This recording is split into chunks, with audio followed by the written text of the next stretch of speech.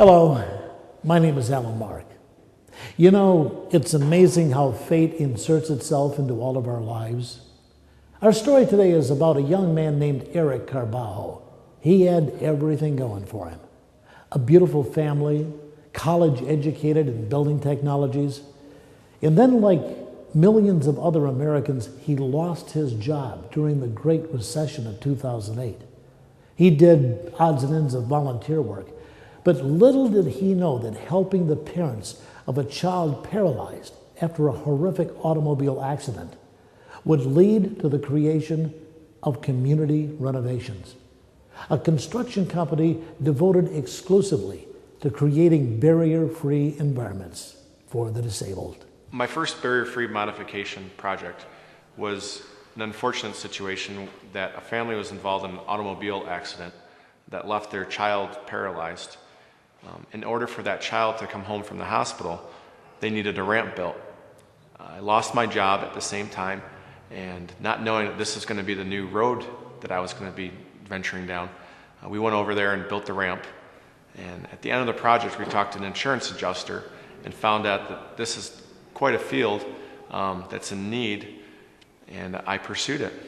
Modifications done on a home vary case to case. Everyone's needs are different.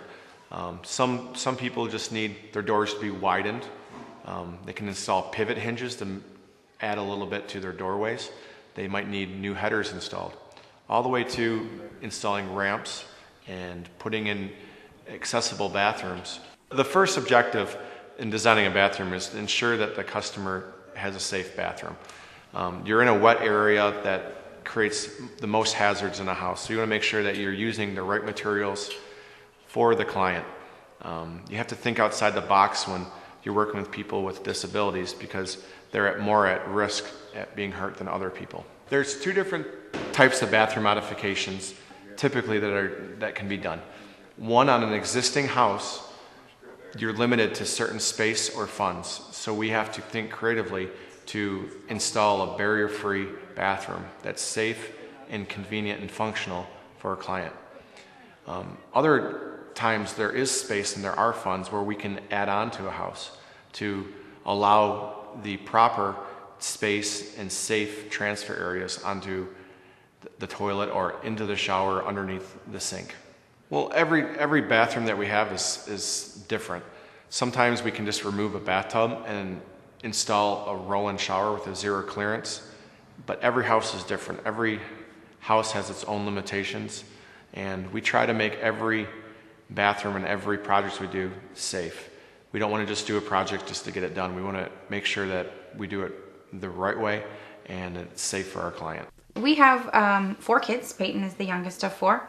We went to the hospital, as we did with any other of our children, with the intent of delivering a healthy baby, unknown whether it would be boy or girl at that time. And when I delivered Peyton, the room was pretty chaotic, and the pediatrician said to me, "Your son has clubbed feet." And I said, "That's okay, we'll brace him." And he said he also has a hole in his back. And so for us, that was pretty life-changing. So as Peyton grew, as an infant, he was very much like my other kids. You know, he learned to sit and crawl a little later, but still did all of those things. As he began to reach the age of walking, we realized that there would be some need for modifications in our home to accommodate things like widening doorways, accessible bathrooms, and entry into the home. And now he's 7, and so the microwave is important in his life. And so we've identified a need to remodel our kitchen. So I chose to start my search for a home renovator, a contractor.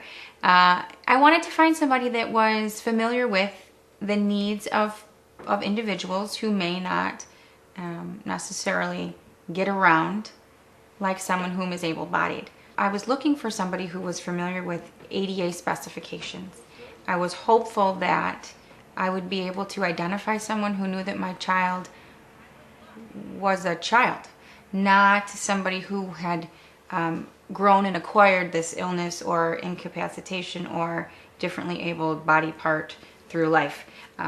Peyton was born to us this way, and so I wanted him to grow up in a way that felt comfortable and like home. So I was looking for someone who could identify with those needs that I had and that we had as a family.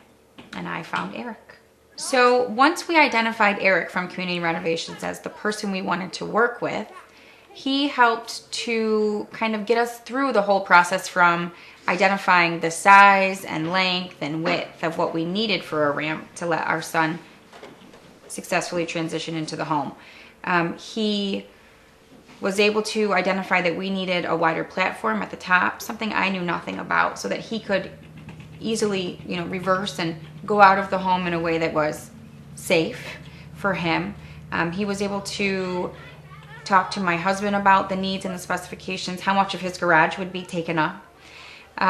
We talked about then how do we go about finding funding. And so Eric was the one that printed the application and delivered it to me via email, so that we could seek out some additional funding for the process. An occupational therapist is part of the rehabilitation team. There's physical therapy, speech therapy, and occupational therapy. Our role as occupational therapists is to take a look at the individual after an illness, injury, or accident, find out what that individual's daily routine was and how their environment is set, and then get them back into their daily routine as independently as possible. Ideally, we like to have the person with us present in the home so we're able to see how they're able to maneuver throughout their environment. There might be things such as widening doorways in order for the wheelchairs to be fit through, or walkers. There may be a suggestion where you need to have a barrier-free shower or one of the walk-in sit-down tubs that can be installed. There's specific areas that we may want to place grab bars. There's different kinds of lifts that can be applied to stairs, outside doorways, as well as ramps. Really, we're looking at the angles that the person would need to maneuver throughout their home in order to make them functional and be able to live their life to the fullest. There are endless opportunities for people of all different abilities to have various levels of independence. One thing that an occupational therapist can do is look at the disease process and make recommendations and modifications to the home that will last throughout the person's disease. So for an example, if somebody is able at this point to be able to ascend stairs with a simple modification of a handrail, but yet that person's disease process may not allow them to do that a year from now, we may make the suggestion to put a ramp on at this point. That would allow the adaptations to maximize the cost effectiveness and usability of modifications so that the client can stay in their home for a longer amount of time. The most important thing for an occupational therapist is to have a contractor that is very easy to work with. And the reason being for that is that the occupational therapist is going to be the one that will view the person's environment through their own eyes and make the suggestions of what kind of adaptations and modifications that need to be made to the home. It's the contractor who will have to determine whether or not those recommendations fit within the space that's allowed in the person's environment. One of the contractors that we typically use is Community Renovations. The reason that we do use Community Renovations is that they're specialized specifically just in home modifications for people with disabilities.